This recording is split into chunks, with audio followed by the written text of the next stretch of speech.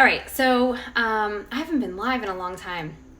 I went with this filter because I thought it would be a little different for Halloween, because this video is a Halloween theme, and maybe not too distracting. I hope that's the case. Anyway, I wanted to share with you guys today what the plan is for Halloween, how I keep it a little bit healthified, and how I give things out to other kids that I hope that they like. Feedback has been good so far for the past several years since I've been doing it this way, but it's not garbage.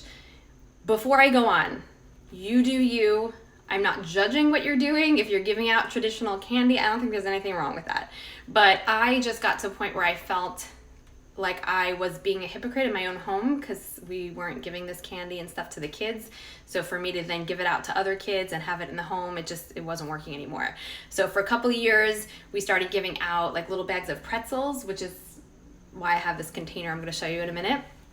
And then even that, I was like, oh, the pretzels I was giving out was still junk. So I switched over, and now we actually don't give out food at all. It's perfect for the kids who have food allergies, you know, the whole teal pumpkin project, which is where you put out a teal pumpkin, and then kids who have food allergies know that they have some non-food options available.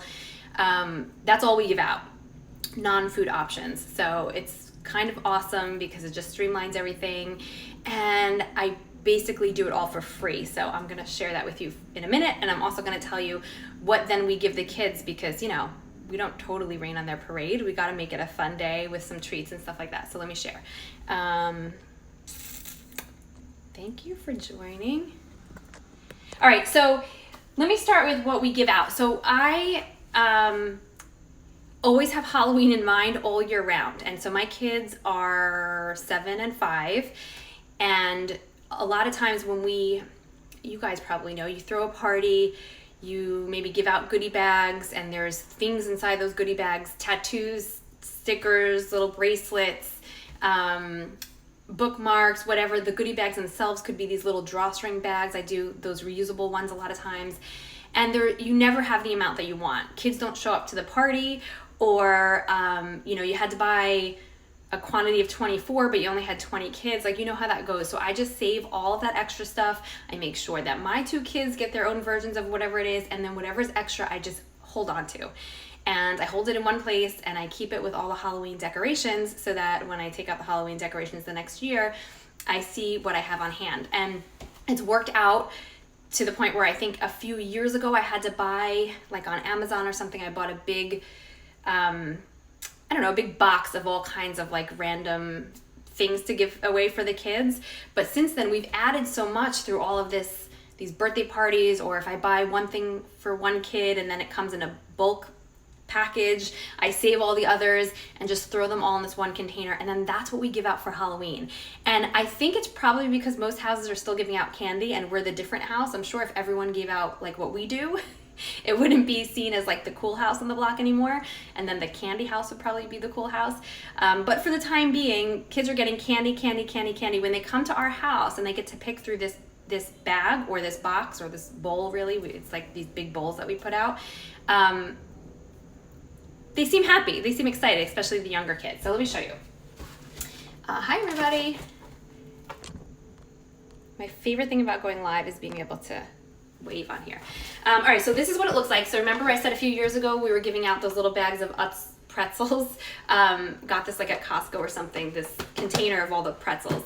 But the container has come in handy. So now, all right, here's a few examples, but you see how full this is, right?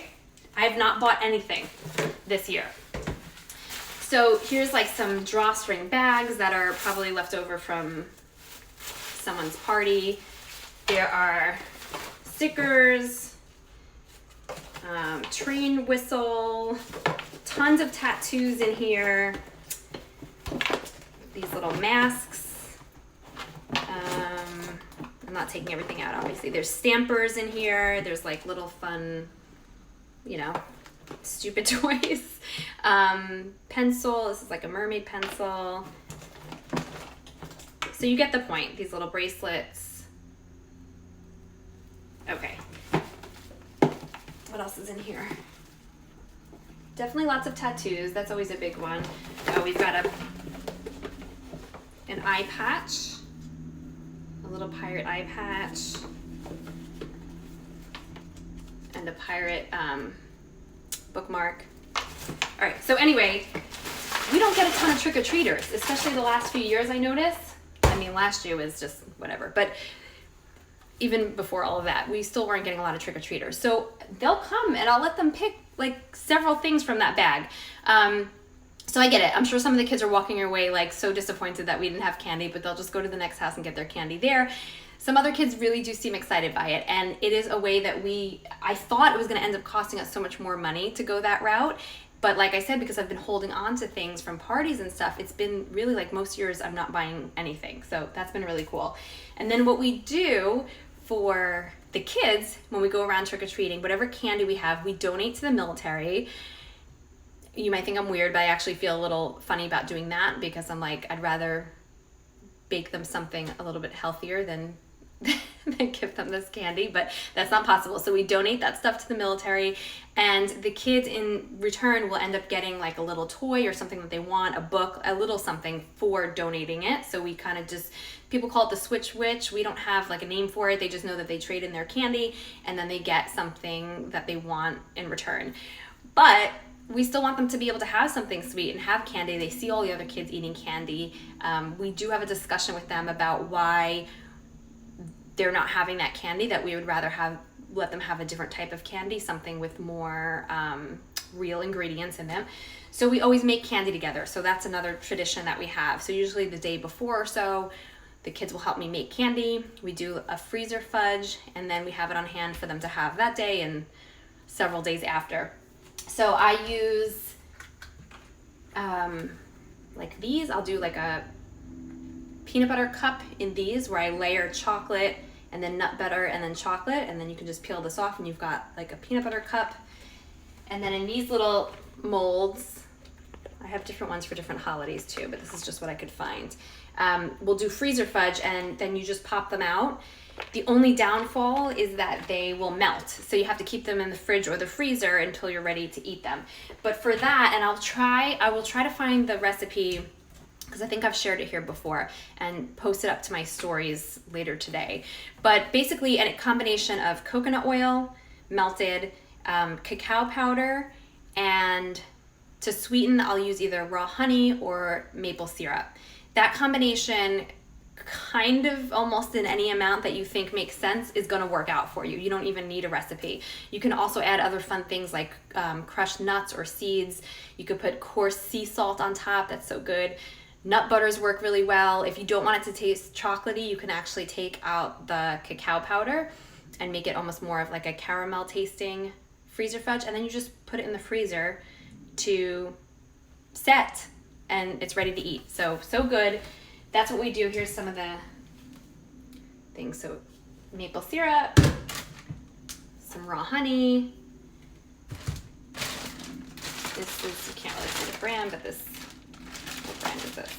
Terrasol, I think. Cacao powder and coconut oil. We have one of these in literally every room of our house because we use it for all different things.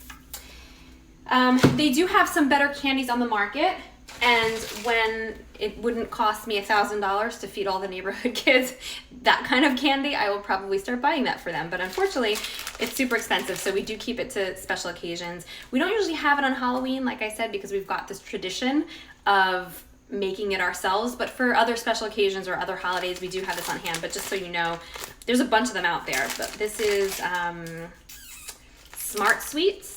These are little gummy bears. They make other flavors too, some sour ones. My kids love these. And then this is Lily's brand.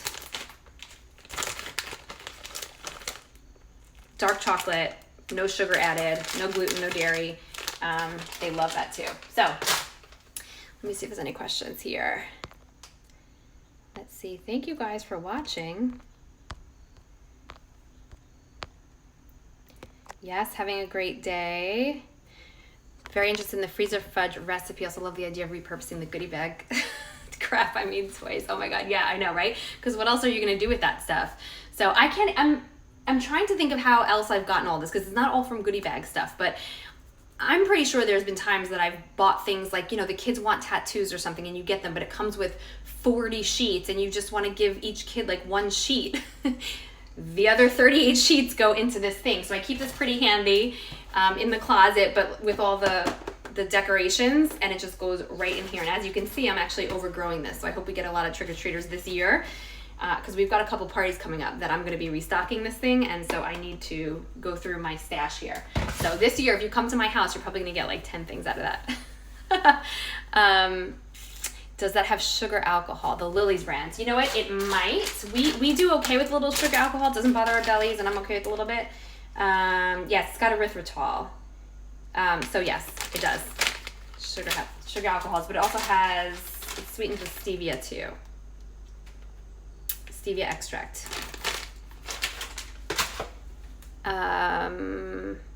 Okay, so yeah, I'm gonna look back and try to find the freezer fudge recipe, or somehow share that with you guys up in stories later today so you have it. But again, it's one of those really, really forgivable ones that if you just throw together coconut oil, either maple syrup or honey, and cacao powder, with or without some nut butter, with or without some other fun add-ins, and mix that all together, make sure it's all melted, mix that all up together, and then just spoon it in your silicone mold, use a spatula just to right across the top so it just stays in there, and then just sit it in the freezer like this. These are really floppy, so I'll put these on a plate, and then I'll put that in the freezer like that. And then it's like, a couple hours later and you've got this, you can pop them all out, put them in a freezer safe bag, and just keep it in the freezer to store it. And you've got this fudge that you can turn to whenever you want.